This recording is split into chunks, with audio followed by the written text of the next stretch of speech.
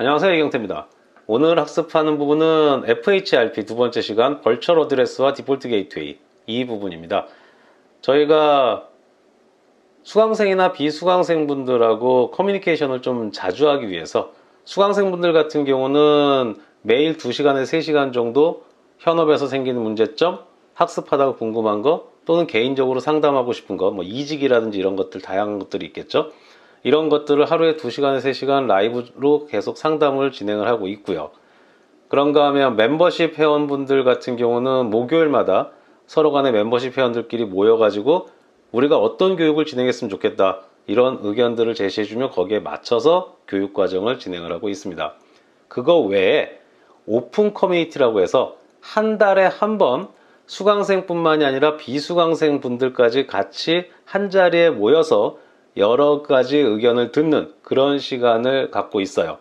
그런데 이번 달부터는 저희가 유튜브를 통해서도 같이 진행을 하려고 합니다. 그 시간에 여러분들이 많이 오셔가지고 다양한 의견을 제시해 주셨으면 좋겠습니다. 그러면 학습하러 가도록 하시죠. 이번 시간에는 FHRP 두 번째 시간으로 벌처 어드레스와 디폴트 게이트웨이 그 둘 간의 상관관계에 대해서 한번 확인해 보도록 하겠습니다.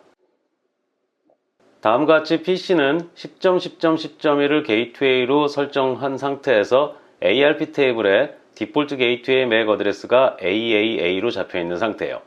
이런 경우에 두 대의 장비는 FHRP 프로토콜을 이용해서 상호 간에 누가 서비스를 할 것인지에 대해서 결정을 해야지만 됩니다. 그런데 문제는 위의 장비가 IP가 10.10.10.1, 맥 어드레스가 AAA, 밑에 장비도 똑같이 IP 어드레스가 10.10.10.1, 맥 어드레스가 AAA 이렇게 돼 있다라고 하면 주소가 같은 장비들 사이에서는 서로 간에 통신을 할 수가 없죠. 그러면 FHRP 프로토콜을 돌리기 위해서는 서로 간에 다른 IP 어드레스, 다른 맥 어드레스를 가지고 있어야지만 될 겁니다.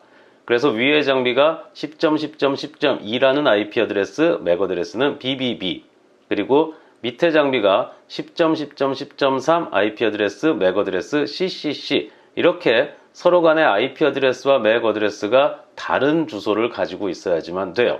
그런데 문제는 PC는 게이트웨이를 10.10.10.1로 바라보고 있고 맥 어드레스를 AAA로 바라보고 있어요. 이런 경우에 디폴트 게이트웨이 역할을 하는 가상의 장비를 하나 생성을 합니다. 당연히 디폴트 게이트웨이 역할을 하는 가상 장비니까 IP 어드레스는 10.10.10.1, 맥 어드레스는 AAA 이렇게 되겠죠. 그리고 가상 장비에 대해서 누가 역할을 할 것이냐 라고 하는 부분을 결정을 하게 되는 거죠.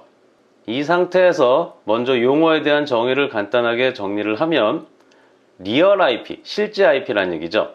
위의 장비의 리얼 IP 어드레스는 10.10.10.2, 아래 라우터 장비의 리얼 IP 어드레스는 10.10.10.3, 그리고 실제 10.10.10.1이라고 하는 IP를 가진 라우터는 존재하지 않는 거죠.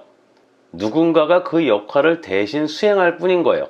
그렇기 때문에 10.10.10.1이라고 하는 IP 어드레스를 우리가 벌처 IP 어드레스 VIP라고 이야기를 합니다. 그리고 당연히 두 대의 장비의 리얼 맥 어드레스는 BBB하고 CCC가 될 거고, 가상 장비, 디폴트 게이트웨이 맥 어드레스 역할을 하는 가상 장비의 맥 AAA가 벌처 맥 어드레스 VMAC이 되는 거죠.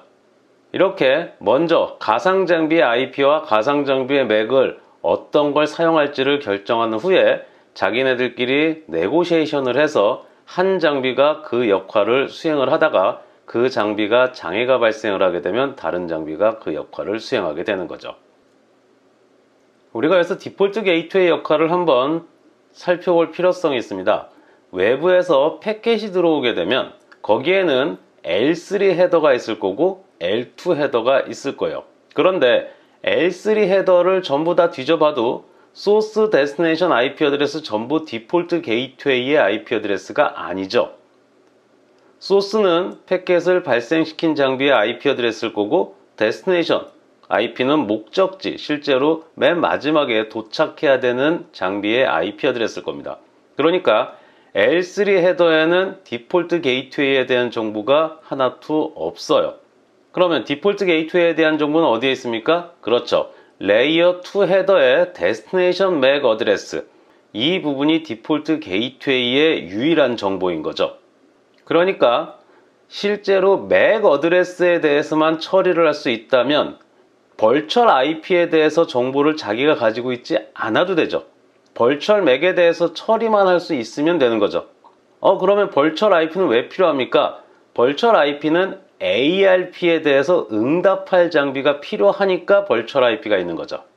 또는 디폴트 게이트웨이로 핑을 수행을 하거나 하는 경우에 누군가는 응답을 해줘야 되니까 벌처 IP 역할을 수행하는 장비가 필요한 거지, 실제로 데이터를 전송을 할 때는 디폴트 게이트웨이 정보는 맥 어드레스만 가지고 있으면 처리할 수 있다 라고 하는 부분, 이 부분이 여러분들이 나중에 HSRP나 VRRP를 배울 때는 좀 사용이 안 되지만 GLBP를 사용하게 되면 굉장히 중요한 이론이기 때문에 여러분들이 잘 알아두시기 바랍니다. 자, 그 부분은 우리가 나중에 GLBP를 할 때 그때 다루도록 하시고, 결국은 우리가 리던던트 구조로 된다 라고 하면 벌처 IP 어드레스, 벌처 맥을 가진 가상 장비를 두고 둘 중에 한 장비가 그 역할을 수행을 하는 거죠. 그러면 ARP 패킷이 들어오게 되면 가상 장비 역할을 하는 장비가 응답을 하고, 그리고 실제로 나중에 패킷이 들어오더라도 가상 장비 역할을 하는 장비가 처리를 하게 되는 거죠. 그러다가 그 장비가 죽으면 가상 장비 역할을 하는 백업 장비가 그 역할을 수행을 하게 되고, 그러면 벌처 맥 어드레스에 대해서 들어오게 되면 처리를 하게 되는 거죠. 물론 ARP가 새롭게 들어오면 그때도 처리를 하게 되겠죠. 자, 그런데 여기서 다른 문제가 있습니다. 무슨 문제냐 하면 우리가 PC하고 라우터하고 직접 연결된 게 아니죠. 중간에 스위치가 존재한다는 얘기입니다. 그러면 스위치가 있으면 어떻게 달라지느냐 한번 보도록 하겠습니다. 일단 스위치는 뭐가 있습니까? 스위치는 맥 어드레스 테이블이 있죠. 그래서 위의 장비가 가상 라우터 역할을 수행하고 있다 라고 하면 가상 맥 어드레스 AAA는 위에 라우터가 연결되어 있는 패스티더는 0/1번에 연결되어 있다라고 스위치가 인식을 하게 될 겁니다. 그런 상태에서 패킷이 들어오게 되면 당연히 패스티더는 0/1번에 AAA가 있다라고 생각을 하니까 그쪽으로 포워딩을 하겠죠.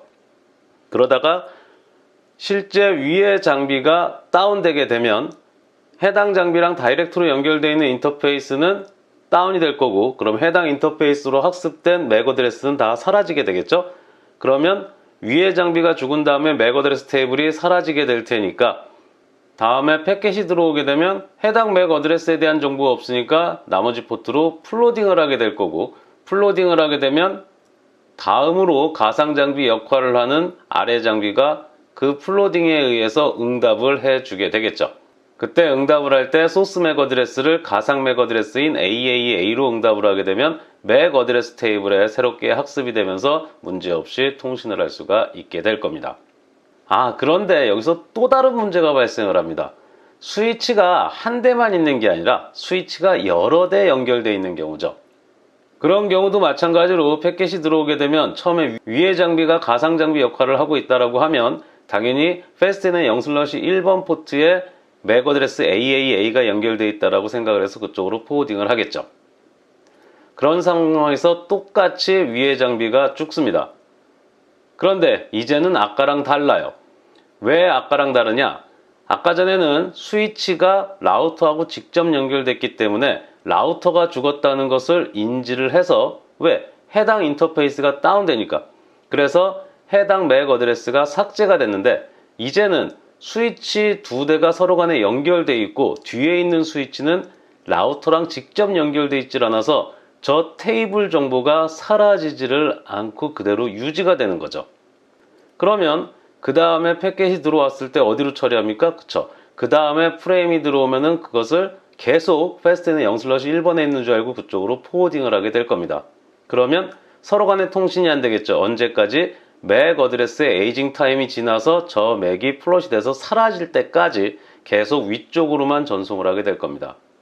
이런 문제를 막기 위해서 밑에 장비 10.10.10.3 그 장비가 자기가 VIP 기능을 수행을 하게 되면 그라티니어스 ARP 정보를 전달을 합니다. 우리가 ARP는 학습을 했지만 아직까지 그라티니어스 ARP는 학습을 하지 않았어요. 그라티니어스 ARP는 자신의 IP 어드레스가 충돌났는지 이것을 확인할 때도 사용을 하고, 자신의 맥 어드레스나 IP 어드레스가 변경되었을 때 그 정보를 자기랑 통신하던 장비에게 알려줄 때도 사용하기도 합니다. 어쨌든 그 부분은 나중에 자세히 살펴보도록 하시고, 그라티니어스 ARP, 왜? 자신의 맥 어드레스랑 IP 어드레스가 추가로 하나 더 생긴 거죠. 그렇기 때문에 그 정보를 전달하기 위해서 나 새로운 IP랑 새로운 맥이 생겼어. 이 정보를 전달하기 위해서 그라티니어스 ARP 정보를 발생을 시키게 됩니다. 그러면 그 정보를 받아서 스위치가 데스티네이션 맥 어드레스가 패스트는 0/2번으로 변경됐구나 라고 하는 정보를 학습을 하게 되죠. 그래서 그 다음에 들어오는 프레임은 전부 다 패스트되는 0/2번으로 전달을 해서 아무런 문제 없이 통신을 할 수 있도록 만들어집니다. 이렇게 함으로써 버추얼 맥, 버추얼 IP 어드레스, 그리고 디폴트 게이트웨이, 이것들이 전부 다 조화롭게 운영이 돼서 서비스의 연속성을 보장해주는 것, 그게 FHRP의 핵심 기능인 거죠.